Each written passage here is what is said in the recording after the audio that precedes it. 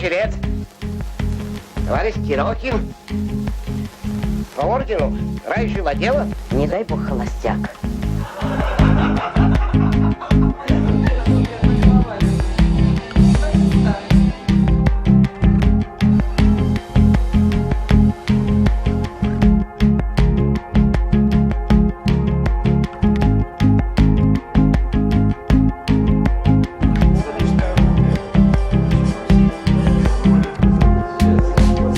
Ну, в Москве очень большие очереди на жилье, поэтому нам, молодым, очень сложно с жилищным вопросом.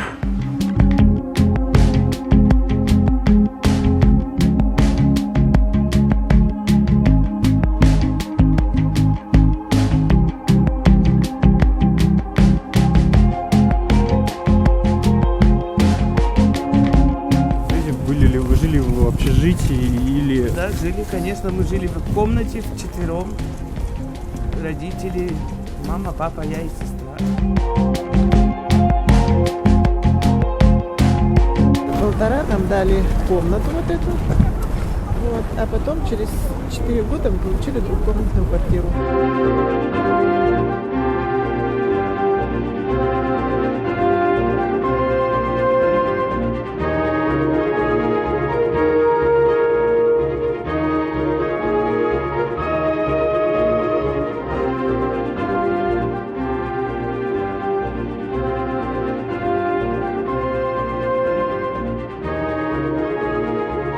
В этом городе нет и не может быть рабочих окраин и аристократических предместий, богатых кварталов и жалких трущоб.